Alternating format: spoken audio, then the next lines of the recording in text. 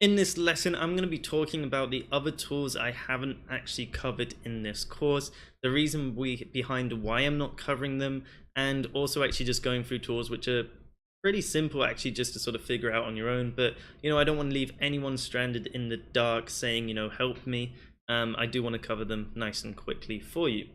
So we'll start off by going into our profile here. As you can see, we have covered basically all of these up here.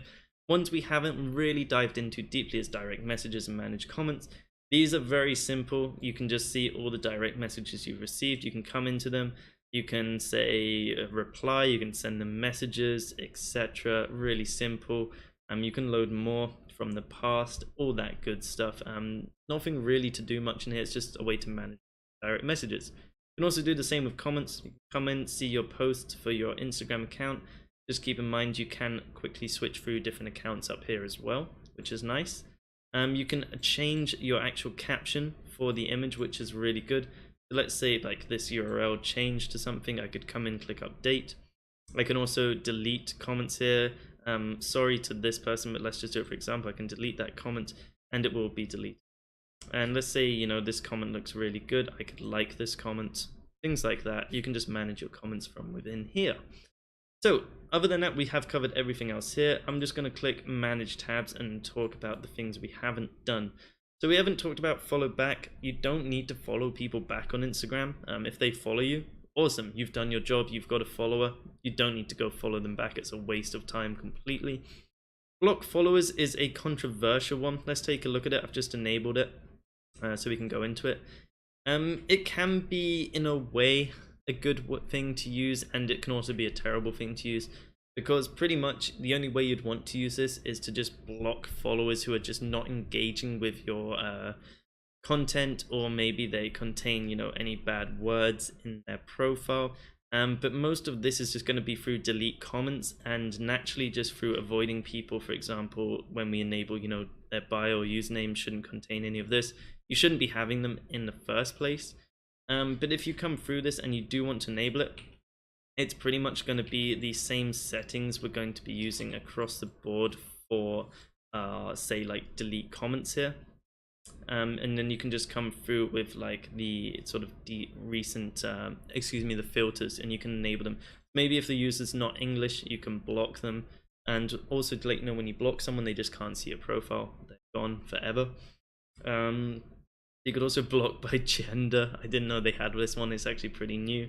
I personally don't like using this because, once again, you shouldn't be reaching anyone through it. You could do not block likers, do not block commenters in the last 12 posts, but it's kind of going to start blocking people who are following you, and at the end of the day you do want followers because eventually they are going to engage with your actual content.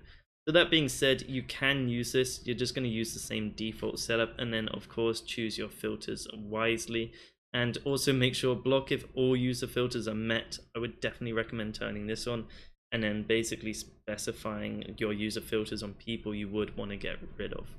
Other than that being said, you could basically use this off starting a brand new account is the only way I see it being used well, because you're just going to remove anyone who's following you who's not engaging, and essentially you should just have followers who will always engage in your content, which obviously is a really good ratio at the end of the day. But if you want my sort of opinion, should you use it, yes or no? I would say no. There's no reason to use it. That's why we'll have it disabled. Next up, we have Save Posts and Story Viewer. We'll jump through these. And something to mention, we haven't actually discussed repost yet. We'll be talking about this in the uploading section of the course, because it's sort of a whole thing to do with, when we jump into destinations and campaigns. And don't worry, we will be covering this one for sure. But Save Posts, unless you want to go and save posts on Instagram, I don't see a reason you should be wasting time doing this. I would rather spend my time doing follows, likes, unfollows, comments, direct messages if you're doing those, deleting posts, comments, liking comments, all that good stuff. There's just no reason to do this. But if you are going to use it, basically I would just leave it on default settings, because you don't need to do too much of it a day. And then you can just save posts of a specific user, which is pretty cool in a way. But yeah, that's about it. It's just going to save them, and then on your Instagram account you can go and look at your saved posts, go through them, and it's as simple as that. Last up is story viewer. People argue with me all the time saying, oh, I should view stories because it seems like more of a human thing to do. While I 100% agree with that, it comes back to my point of, I would rather spend or dedicate my time into making sure we reach our follow daily limit here. Because 800 followers in a day, that's quite a lot of following to do, especially with our delay time set up. We do need a lot of time to make sure we reach this number, as well as, doing 200 likes and all that good stuff. So while yes, story viewing can be good, default settings is completely fine, and obviously setting up your own filters, obviously your own sources. I would make sure you view stories of your own followings and also view stories of specific users if you wish. They're the only two I can see that are worth it.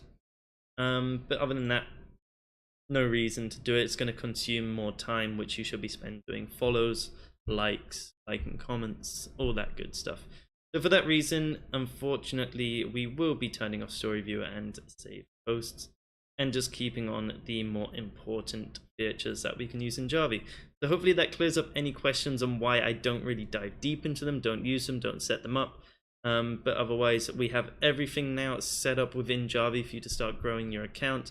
Hopefully you're already maybe seeing some results if you've been running this for a day and you've come back and looked at this lesson.